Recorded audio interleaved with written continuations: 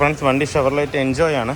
എൻജോയിൽ complaint എന്ന് പറഞ്ഞു കഴിഞ്ഞാൽ വണ്ടി ഏകദേശം 2,28,000 കിലോമീറ്റർ ഓടിയിട്ടുണ്ട്. അതിൽ ടൈമിങ്ങും എഞ്ചിൻ വർക്കൊക്കെ ചെയ്താണ്. പക്ഷേങ്കിൽ നേരത്തെ ടൈമിങ് ചെയ്യുമ്പോൾ എഞ്ചിൻ ഇറക്കി ചെയ്യുമ്പോൾ അതിൽ ക്ലച്ച് കറക്റ്റായിട്ട് മാറിയിട്ടില്ല. അതുകൊണ്ട് എന്താണെന്ന് വെച്ചാൽ ക്ലച്ച് ഭയങ്കരമായിട്ട് ഹാർഡാണ്, ഹെവി ഹാർഡാണ്. ലെഗിലേക്ക് നമ്മൾ ചവിട്ടുമ്പോൾ നല്ല ഹാർഡുണ്ട്. അതുമാത്രമല്ല അതിൻ്റെ കൂടെ തന്നെ നമുക്ക് ഗിയർ ഭയങ്കര ടൈറ്റും ആകുന്നുണ്ട്. നമുക്ക് ഫസ്റ്റ് സെക്കൻഡൊക്കെ ഇടുമ്പോൾ നല്ല ടൈറ്റും ഉണ്ട്. അപ്പോൾ നമുക്ക് ക്ലച്ച് ഓവർ ചെയ്യണം. അതുപോലെ തന്നെ ഫ്രണ്ട് റൈറ്റ് സൈഡിൽ നിന്ന് ഹെവി നോയ്സ് വരുന്നുണ്ട്, പടപടാന്ന് അടിക്കുന്നുണ്ട്. അപ്പോൾ ഫ്രണ്ട് സസ്പെൻഷനും നമുക്ക് ഇതിനകത്ത് മറ്റേ ലോവർ ആം ഇതിനകത്ത് പണിയാനുണ്ട്. ലോവർ ആമിൻ്റെ ബോൾ ജോയിൻ്റാണ് ഹെവി ആയിട്ട് ഷേക്കുള്ളത്. അതാണ് ഈ കടകടാന്ന് പറഞ്ഞാൽ അടിക്കുന്നത്. അപ്പോൾ നമുക്ക് ലോവർ ആം ബോൾ ജോയിൻറ്റ് മാറണം, ക്ലച്ച് സെറ്റ് കംപ്ലീറ്റും ഓവറോൾ ചെയ്ത് കയറ്റി വേണം. ഞാനിപ്പോൾ ഇതിൻ്റെ കൂടെ ഞാൻ ഇതിൻ്റെ ക്ലച്ച് എങ്ങനെ ബ്ലീഡ് ചെയ്യണമെന്നുള്ളതും കറക്റ്റായിട്ട് ഞാൻ പറഞ്ഞുതരാം. ഇത് ഷെവർലൈറ്റ് ടവേര ഇതിനൊക്കെ ക്ലച്ച് ബ്ലീഡ് ചെയ്യണമെങ്കിൽ ഒരു നോർമൽ ഒരു ലെവലിൽ ബ്ലീഡ് ചെയ്താൽ മാത്രമേ കറക്റ്റായിട്ട് കിട്ടുള്ളൂ. അല്ലാത്ത പക്ഷം ക്ലച്ച് കറക്റ്റാവില്ല. നമ്മുടെ പെഡൽ താഴെ തന്നെ നിൽക്കുമ്പോൾ നമുക്ക് ഗിയർ ടൈറ്റ് വരും. അതുകൊണ്ട് നമ്മൾ ക്ലച്ച് കറക്റ്റായിട്ട് തന്നെ ഇതിനകത്ത് ബ്ലീഡ് ചെയ്യണം. അത് ഞാൻ എങ്ങനെ ചെയ്യണം എന്നുള്ളത് ഞാൻ ഇതിനകത്ത് തന്നെ കാണിച്ചു തരാം. നമ്മൾ ക്ലച്ച് കംപ്ലീറ്റ് ആയിട്ട് അഴിച്ചിട്ടുണ്ട്. ഇതാണ് ഇപ്പോൾ ഇതിലെ ക്ലച്ച്. തേയ്മാനം വലുതായിട്ടില്ലെങ്കിലും ക്ലച്ച് ഭയങ്കര ടൈറ്റാണ് ഇതിനകത്ത് കംപ്ലൈൻറ്റ്. തേയ്മാനം കുറച്ചുകൂടെ ഒരു 10,000 കിലോമീറ്ററോളം ഓടുമെങ്കിലും ടൈറ്റ് ഭയങ്കരമായിട്ടുണ്ട്. ഫിംഗർ ഫുള്ള് ടൈറ്റ് ആയിരിക്കുകയാണ്. അതാണ് കംപ്ലൈൻറ്റ്. അപ്പോൾ നമ്മൾ സാധനം എടുത്തിട്ട് സാധനം മുഴുവനും GMൻ്റെ ഒറിജിനൽ ഷെവർലൈറ്റിൻ്റെയാണ് എടുത്തിരിക്കുന്നത്. ഇതല്ലേ, ഇത് ക്ലച്ച് സിലിണ്ടറാണ്. ക്ലച്ച് സിലിണ്ടർ ഏകദേശം 2,000 രൂപയോളം വില വരുന്നുണ്ട്.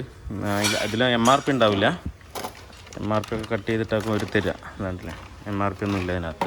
പിന്നെ അതുപോലെ ഇത് ക്ലച്ച് ഡിസ്ക് അസംബ്ലി, അതും GMൻ്റെ ഒറിജിനൽ തന്നെയാണ്, ജെന്യൂൺ പാർട്സ്.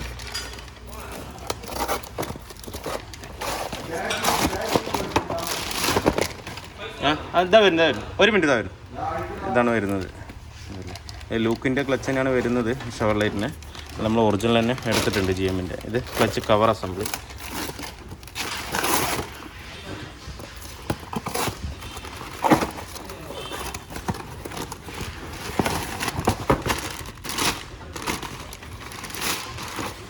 ഇതാണ് കവർ വരുന്നത്. അതും GMൻ്റെ OE സാധനം തന്നെ എടുത്തിരിക്കുന്നത്. ലൂക്കിലാണ് GMന് കൊടുക്കുന്നത്. എന്നാലും ലൂക്കെല്ലാം നമ്മൾ ഒറിജിനൽ പാർട്സ് തന്നെ എടുത്തിട്ടുണ്ട്. ഇനി എന്തായാലും ഇത് അസംബിൾ ചെയ്യും. ക്ലച്ച് സെറ്റ് കംപ്ലീറ്റ് ആയിട്ട് മാറിയിട്ടുണ്ട്. ഇതിപ്പോൾ നമുക്ക് ബ്ലീഡിംഗ് ആണ് ഇപ്പോൾ ചെയ്തുകൊണ്ടിരിക്കുന്നത്. ബ്ലീഡിങ് ചെയ്യുമ്പോൾ ഇതുപോലെ നമ്മളൊരു ഹോസ് അതിനകത്ത് കണക്ട് ചെയ്തിട്ട് നേരെ ടോപ്പിലേക്ക് മുകളിലേക്ക് വിടണം. വിട്ടിട്ട് വേണം പമ്പ് ചെയ്യാനായിട്ട്. അങ്ങനെ പമ്പ് ചെയ്താൽ മാത്രമേ ഇത് കറക്റ്റ് എയർ പോകുള്ളൂ. അല്ലാത്ത പക്ഷേ ഇതിൻ്റെ എയർ ഒരിക്കലും അതിന് വിട്ടുപോകില്ല, വണ്ടി ക്ലച്ച് ലോഡാവുകയില്ല.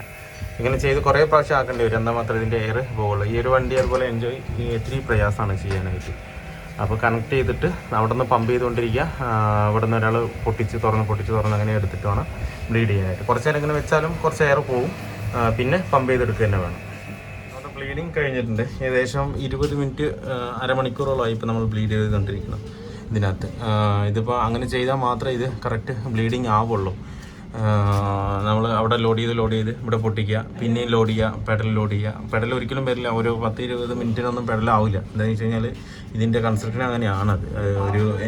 ഇതിൻ്റെ തൊട്ട് താഴെയാണ്, പക്ഷേ ബ്ലീഡിങ് നിപ്പിൾ ഇരിക്കുന്ന പൊസിഷൻ വ്യത്യാസമുണ്ട്.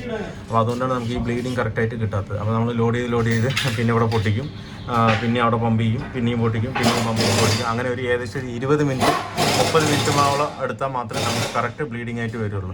അപ്പോൾ നമ്മളിപ്പോൾ 20 മിനിറ്റ് എടുത്തിട്ടും കറക്റ്റായില്ല. ഒരു ചില സമയത്ത് ഹാഫ് ക്ലച്ചിൽ ഹാഫ് പെഡൽ ഉണ്ടാവുള്ളൂ. നമ്മൾ ഒന്ന് ജസ്റ്റ് ചവിട്ടിയിട്ട് ഗിയർ വീഴും, പക്ഷേങ്കിൽ ഒരു സൗണ്ടോട് കൂടിയിട്ടേ വീഴുക. അപ്പോൾ അങ്ങനെ വിടരുത്. പെഡൽ ശരിക്കും മുകളിൽ വരണം, ടോപ്പിൽ നിൽക്കണം.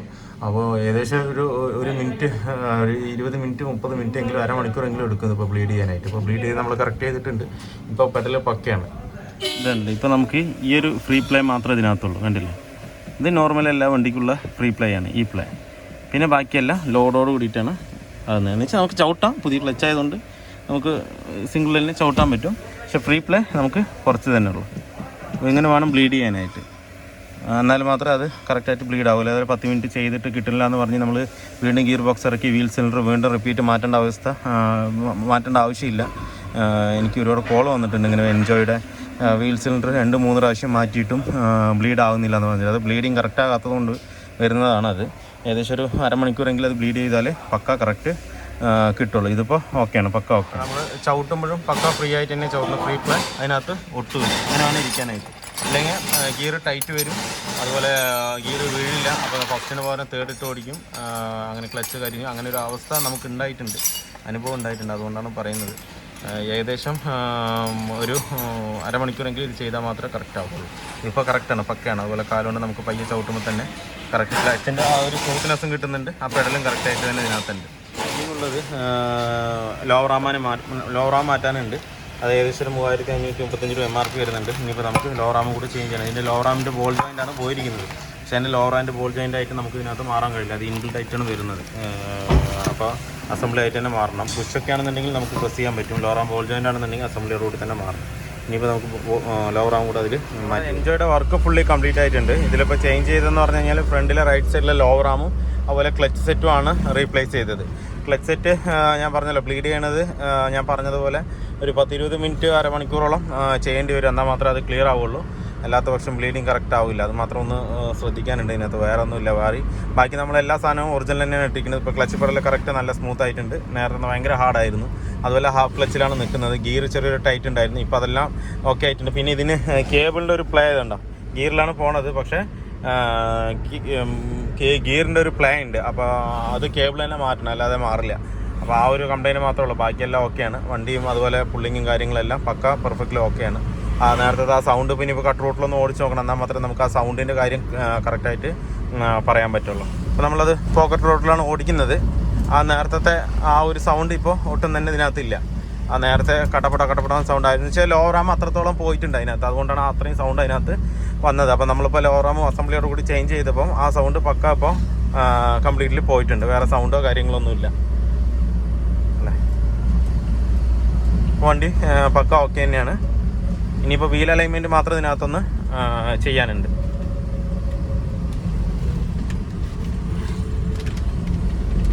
വീഡിയോ എല്ലാവർക്കും ഇഷ്ടമാണെന്ന് ലൈക്ക് ചെയ്യുക, ഷെയർ ചെയ്യുക, അതുപോലെ തന്നെ സബ്സ്ക്രൈബ് ചെയ്യുക. സബ്സ്ക്രൈബ് ചെയ്യാതെയാണ് വീഡിയോ കാണുന്നതെങ്കിൽ ഒന്ന് സബ്സ്ക്രൈബ് ചെയ്ത് സപ്പോർട്ട് ചെയ്യുക. അപ്പോൾ മറ്റൊരു വീഡിയോയിലേക്ക് കാണുന്നവരെല്ലാവർക്കും ബൈ.